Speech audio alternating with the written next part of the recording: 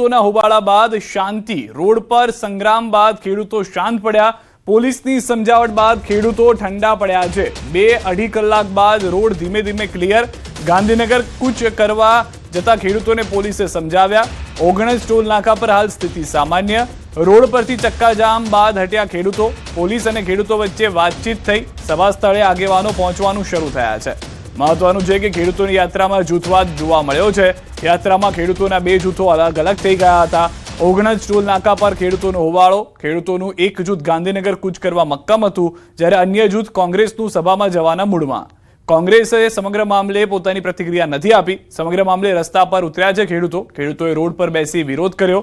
પોલીસે ખેડૂતોને હટાવવા પ્રયાસ કર્યા હતા। તો ખેડૂતોની ટ્રેક્ટર રેલીમાં 2 ફાંટા પડ્યા। કેટલાક ખેડૂતોએ નોંધાવ્યો વિરોધ। સભામાં નહીં જઈએ એવું કહીને નોંધાવ્યો વિરોધ। કોંગ્રેસ રેલીને આડેપાટે ચડાવતી હોવાનો પણ આક્ષેપ કરવામાં આવ્યો। ગાંધીનગર જવાનું કહીને બોલાવ્યા હતા તેવો પણ દાવો ખેડૂતોએ કર્યો। ખેડૂતોને કોંગ્રેસની સભામાં નાખી દેવાનો પ્રયાસ થયો હોવાની પણ વાત કરવામાં આવી। ક્યાં લઈ જવાના છે એ ખેડૂતોને કહેવામાં ન આવ્યું તેવો પણ તેમના તરફથી આક્ષેપ કરાયો। ઓગણજમાં ફૂડ વિતરણ છે તેવું કહીને લાવ્યા હોવાનો પણ દાવો કરવામાં આવ્યો હતો। હાલમાં શું પરિસ્થિતિ છે? સમગ્ર આંદોલનને લઈને જે વિરોધ શરૂ થયો હતો, ફાંટા પડ્યા હતા। ગૌતમ ન્યૂઝ 18 સંવાદદાતા અમારી સાથે જોડાઈ ગયા છે।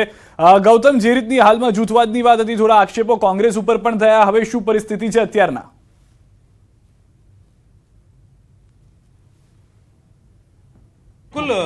વહેલી સવારથી જ આજે ખેડૂતો દ્વારા ગાંધીનગર કૂચ તરફનું જે આયોજન જે છે તે કરવામાં આવ્યું હતું અને તે શાંતિપૂર્ણ માહોલની અંદર શાંતિપુરા ચોકડીથી લઈ અને ગાંધીનગર તરફ આગળ જે છે તેની શરૂઆત થઈ જોવા મળતી। પરંતુ જેવો રોડ જે છે ઓગણજ ખાતે પહોંચ્યા અને ત્યાં 2 ફાંટામાં જે છે તે ફંટાયેલું જોવા મળ્યું હતું। એટલે કે કોંગ્રેસ દ્વારા ગુમરાહ કર્યું હોય તે પ્રકારની વાત સાથે કેટલાક ખેડૂતો જે છે તે ગાંધીનગર કૂચ તરફ આગળ વાત કરતા હતા। જ્યારે કોંગ્રેસ દ્વારા એક સભાનું આયોજન જે છે તે કરવામાં આવ્યું હતું અને સભાની અંદર સંબોધન કરવાની વાત હતી। તેમની રણનીતિ એવી હતી કે તમામ ખેડૂતો અહીંયા વાર્તાલાપ કરવામાં આવે અને વાર્તાલાપ કરી નિષ્કર્ષ પર આપવામાં આવે સરકારને આગામી દિવસોની અંદર કેવી રીતે રજૂઆત કરવામાં આવે છે અને કેવી રીતે ખેડૂતોની વાત જે છે તે સરકાર સુધી પહોંચે તે પ્રકારની રણનીતિ હતી। પરંતુ ખેડૂતો જે છે તેમાં 2 ફાંટા જોવા મળ્યા। એક ખેડૂત જે છે તે જ્યાંથી એટલે કે જે રૂટ હતો તે રૂટમાંથી ઓગણજથી પોતે પદયાત્રા કરીને આગળ જવાની કૂચ સાથે અકબંધ હતો, ત્યારે ખેડૂત કોંગ્રેસ દ્વારા જે કહી શકાય કે એક સભાનું આયોજન કરવામાં આવ્યું। અત્યારે હાલ જૂજ ખેડૂતો જે છે તે સભા સ્થળ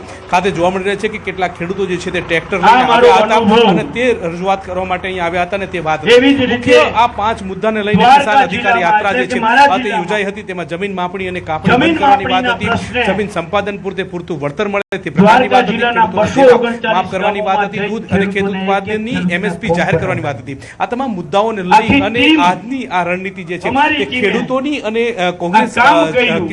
કોંગ્રેસ દ્વારા અને ગુજરાત કિસાન સંઘર્ષ સમિતિના ઉપક્રમે આયોજિત કરવામાં આવી હતી અને આ પ્રકારની વાત હતી। અત્યારે હાલ તમે જોઈ રહ્યા છો કે જૂજ ખેડૂતો જે છે તે રેલી તરફ આગળ ન વધતા હોય તે સીધા સભા સ્થળ એટલે કે જ્યાં સભાનું આયોજન કરવામાં આવ્યું હતું ત્યાં પહોંચી રહ્યા હોય તે પ્રકારના દ્રશ્યો જે છે તે પણ જોવા મળી રહ્યા છે। કેટલાક ખેડૂતો જે છે તે વહેલી સવારથી જ અહીંયા પહોંચી ચૂક્યા હતા અને આ રીતે આતુરતાપૂર્વક રાહ જોતા હતા કે ખેડૂતો જે છે તે કયા મુદ્દાઓને લઈને હવે આગળ વધશે, કેવી પ્રકારની રણનીતિ કરવી છે અને કેવી રીતે આગળ વધવું છે, તમામ મુદ્દાઓ જે છે તે જોવા મળતા હતા। પરંતુ કોંગ્રેસ દ્વારા સભાનું આયોજન કરવામાં આવ્યું હતું ત્યાં ખેડૂતો જે છે તે પણ હવે ધીમે ધીમે પહોંચી રહ્યા છે અને આ પ્રકારની સ્થિતિ નીતિ નિર્માણ જોવા મળે છે।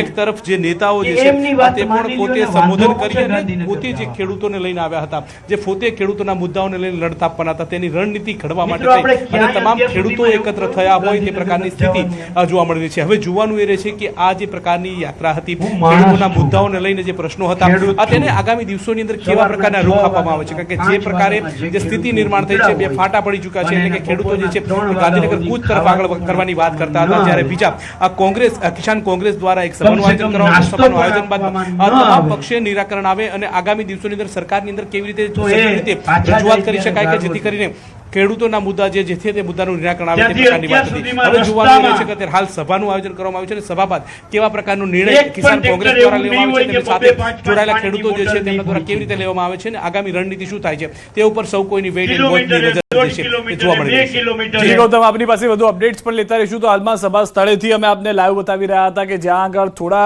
ખેડૂતો પહોંચ્યા છે।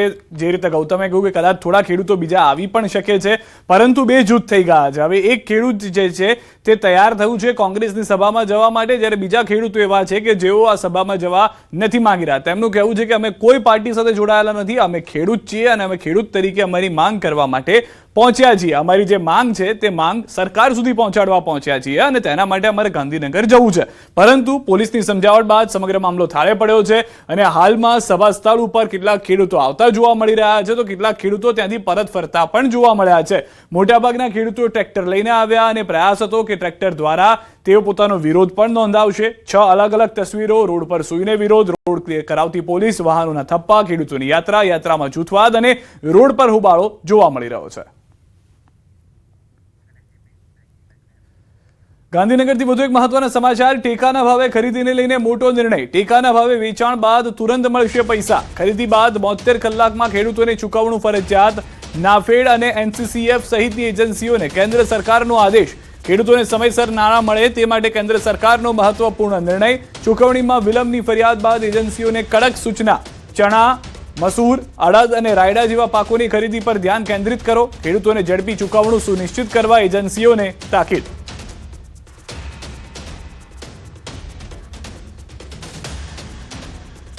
રાજસ્થાનના ચૂરુમાં મિની વાવાઝોડું ફૂંકાયું છે। શેખાવતીમાં ઉડી છે ધૂળની ડમરીઓ। રોડ પર ધૂળનું જ સામ્રાજ્ય છવાઈ ગયું છે। ચૂરુમાં ધૂળનું તોફાન જોવા મળી રહ્યું છે। ધૂળની આંધીથી વિઝિબિલિટી શૂન્ય થઈ ગઈ છે। તોફાનને કારણે રસ્તાઓ પર વાહનો થંભી ગયા છે। રાજસ્થાનના ચૂરુમાં દિવસે જ થઈ ગઈ છે રાત। આંધી આવતા રેતીથી ભરાઈ ગયું છે આકાશ। 10 મિનિટ સુધી દિવસે જ રાત્રિ જેવો માહોલ છવાઈ ગયો હતો। આ અંધકારના દ્રશ્યો પણ આપ જોઈ રહ્યા છો। ભર બપોરના સમયના દ્રશ્યો છે કે જ્યારે જાણે રાત્રિ થઈ ગઈ હોય તે પ્રમાણેના દ્રશ્યો જોવા મળ્યા છે। 60 થી 70 કિલોમીટરની ઝડપે આવેલા ધૂળિયા તોફાનને કારણે વાહન ચાલકો પણ પરેશાન થઈ ગયા હતા।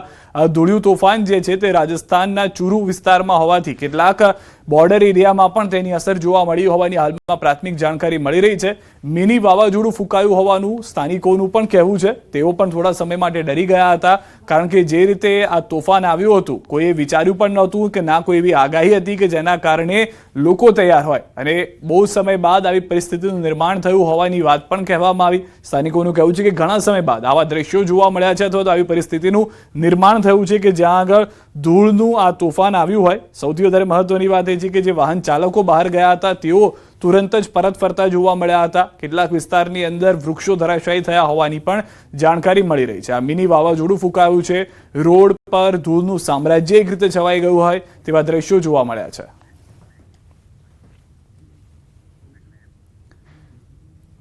અનલિમિટેડ પિઝા ખાવાના શોખીનો સાવધાન। રાજકોટના પાપા લુઈસ નામની નામાંકિત અનલિમિટેડ પિઝા સ્ટોરમાંથી મોટા પ્રમાણમાં અખાદ્ય જથ્થો મળ્યો છે। મરેલા વંદા, ફૂગવાળી આઈટમ અને વારંવાર ઉપયોગમાં લેવાયેલું દાઝેલું તેલ મળી આવ્યું છે। આરોગ્ય નિષ્ણાંતો મુજબ આવી અખાદ્ય અને અસ્વચ્છ ખાદ્ય સામગ્રીના સેવનથી ફૂડ પોઈઝનિંગ, પેટ અને આંતરડાના ચેપ, લીવરની સમસ્યાઓ તેમજ લાંબા ગાળે કેન્સર જેવી ગંભીર બીમારીઓ થવાની શક્યતા રહે છે। મેયર અને કમિશનરના આદેશ બાદ ફૂડ વિભાગ એક્શનમાં આવ્યું છે। મહાનગરપાલિકા દ્વારા શંકાસ્પદ ખાદ્ય સામગ્રીના સેમ્પલ પરીક્ષણ માટે મોકલવામાં આવ્યા છે। નિયમોનું ઉલ્લંઘન કરતા વેપારીઓ સામે એકમ સીલ કરવા સહિતની કડક કાર્યવાહી પણ શરૂ કરવામાં આવી છે। અધિકારીઓએ સ્પષ્ટ સંદેશો આપ્યો છે કે લોકોના આરોગ્ય સાથે ચેડા કરનાર કોઈ પણ વેપારીને બક્ષવામાં આવશે નહીં। ભેળસેળને અટકાવવા માટે, નસિયત કરવા માટે આખું વર્ષ ડ્રાઈવ ચલાવવાના છીએ। એવું નથી કે 15 દિવસ 1 મહિનો ડ્રાઈવ ચાલશે। અમારો આરોગ્ય વિભાગ અને એને સંબંધિત જે કોઈ વિભાગ છે આના ઉપર ખૂબ કડક એક્શન લેવા જઈ રહ્યા છે।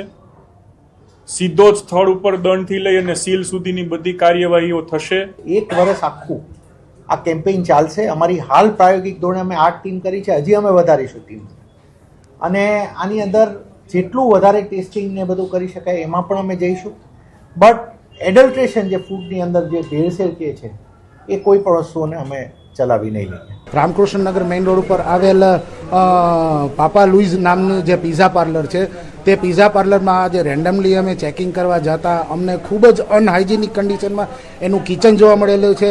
ખાસ કરીને એના જે ફ્રીજની અંદર નૂડલ્સ છે પ્લસ અન્ય પ્રકારની જે ખાદ્ય ખોરાકની વસ્તુઓ છે ખૂબ જ અનહાઇજેનિક કન્ડિશનમાં વાસી ઉતરી ગયેલ અતિશય ખાટી વાસ આવતી હતી એ પ્રકારનું સ્ટોરેજ કરેલું હતું. બીજા ફ્રીજની અંદર આઈસ્ક્રીમ તથા અન્ય વસ્તુઓ સ્ટોરેજ કરેલી હતી. એ સ્ટોરેજ કરેલી વસ્તુની અંદર વાંદા જેવી જીવાતો અંદર જોવા મળેલી હતી. ગઈકાલે અમને થોડી ઘણી કોક્રોચને અમારા રેસ્ટોરન્ટમાં દેખાતા હતા. એ જ કારણેથી અમે ગઈકાલે રાતે પેસ્ટ કંટ્રોલને બધું કરાવેલું છે અને એટલા માટે થઈને અમે રેસ્ટોરન્ટને આજે પબ્લિક માટે પણ બંધ જ રાખેલું હતું અને પ્રોપર ક્લિનિંગ ને બધું કર્યા પછી જ આપણે એમ કે પબ્લિક માટે ચાલુ કરીએ. રાજકોટ મહાનગરપાલિકાના ફૂડ વિભાગ દ્વારા શહેરભરમાં ખાદ્ય વિક્રેતાઓને ત્યાં ચેકિંગની કાર્યવાહી છે તે હાથ ધરવામાં આવી છે. હું કેમેરામેનને વિનંતી કરીશ કે તે આ દ્રશ્યો છે તે બતાવવાનો પ્રયત્ન કરે. જોઈ શકાય છે કે ખુદ મેયરના વોર્ડની અંદર હાલ અત્યારે દરોડાની કામગીરી છે તે કરવામાં આવી રહી છે. કિચનની અંદર કયા પ્રકારની વ્યવસ્થા છે, અનહાઇજેનિક કન્ડિશન કયા પ્રકારની છે તે જોઈ શકાય છે. સાથોસાથ અહીંયાથી મોટા પ્રમાણમાં અખાદ્ય ચીજ વસ્તુઓ છે તેનો જથ્થો પણ છે તે મળી આવ્યો છે. સાથોસાથ વાત કરવામાં આવે તો ફ્રોઝન આઇટમની અંદર પણ અનેક છે તે એક્સપાયરી ડેટ હોવાનું છે તે સામે આવ્યું છે. સાથોસાથ વંદા હોવાનું પણ હાલ અત્યારે જીવાત હોય વંદા હોવાનું પણ હાલ અત્યારે દ્રશ્યોમાં પણ છે તે જોઈ શકાય છે. સાથોસાથ જોઈ શકાય છે કે કેક પણ કયા પ્રકારે વાસી તેમજ દુર્ગંધયુક્ત છે તે જણાઈ રહી છે. લોકોને અનલિમિટેડની અંદર જે સલાડ આપવામાં આવતું હોય છે ને તેમાં મોટા ભાગે પાસ્તા સહિતની વેરાયટી છે તે આપવામાં આવતી હોય છે ને તે કયા પ્રકારની ખાદ્ય છે, માયોનીઝ ચીઝ સહિતની અખાદ્ય ચીજ વસ્તુઓ છે, એક્સપાયર્ડ થઈ ગયેલી આ વસ્તુઓ છે તે આપવામાં આવી રહી હતી. સાથોસાથ જોઈ શકાય છે કે કયા પ્રકારે બ્રેડનો પણ છે તે પાવનો ભૂકો થઈ રહ્યો છે. વાસી બટેટા છે, સડેલા બટેટા છે તે પણ હાલ અત્યારે હું આપને બતાવવાનો પ્રયત્ન કરી રહ્યો છું કે જોઈ શકાય છે કે વાસી તેમજ આ સડેલું બટેટું છે તે જોવા મળી રહ્યું છે. રાઈસ છે તે કયા પ્રકારના છે, સાથોસાથ વાસી ચણા છે, કાબુલી જે ચણા કહી શકાય તે હાલ અત્યારે વાસી અને ફૂગવાળી હાલતની અંદર છે તે મળી આવ્યા છે. જ્યાં ફ્રોઝન કરવામાં આવેલી જે સ્વીટ કોર્ન જેને કહેવામાં આવે છે જોઈ શકાય છે કે સ્વીટ કોર્ન પણ હાલ અત્યારે વાસી હાલતની અંદર, અખાદ્ય હાલતની અંદર આ બટેટા છે, જે રોટલા છે તે પણ બતાવવાનો પ્રયત્ન કરી રહ્યો છું કે કયા પ્રકારે આ અખાદ્ય હાલતની અંદર આ રોટલા છે તે ખાસ કરીને હાલ અત્યારે મળી આવ્યા છે. ને અન્ય જે આઈટમો છે તેની અંદર પણ હાલ અત્યારે જીવાતો છે તે જોવા મળી રહી છે. દ્રશ્યોની અંદર અહીંયા જે જોઈ શકાય છે કે ફૂગ વળી ચૂકી છે, દુર્ગંધ આવી રહી છે ને વાસ પણ આવી રહી છે. આપણે ઠલવવાનો પણ છે તે પ્રયત્ન કરી શકું છું પણ એટલું કહી શકાય કે જે ચિકાસ તે પ્રકારની છે કે બહાર પણ નીકળવાનું નામ નથી રહેતા. અંદર વંદા છે તે પણ અત્યારે જોવા મળી રહ્યા છે. અહીંયા હું કેમેરામેનને વિનંતી કરીશ કે તે દ્રશ્યો છે તે બતાવવાનો પ્રયત્ન કરે કે હાલ અત્યારે વંદો છે તે દેખાઈ રહ્યો છે. આ પ્રકારે અખાદ્ય ચીજ વસ્તુઓનો જાણે કે અહીંયા ભરમાર હોય તે પ્રકારની ચીજ વસ્તુઓ છે તે મળી આવી છે. જે કિસમિસ છે, કિસમિસ એકદમ સડેલી, દુર્ગંધયુક્ત અને અખાદ્ય પ્રકારની આ પ્રકારના જો ખોરાક જો લોકો ખાય તો એને ચોક્કસથી આંતરડાનું કેન્સર થઈ શકે તે પ્રકારની બીમારી થાય તે પ્રકારે અહીંયા લોકોને છે તે પીરસવામાં આવતું હતું. અંકિત પોપટ, ન્યૂઝ 18 ગુજરાતી, રાજકોટ. નર્મદાથી સમાચાર. ભાજપના ધારાસભ્ય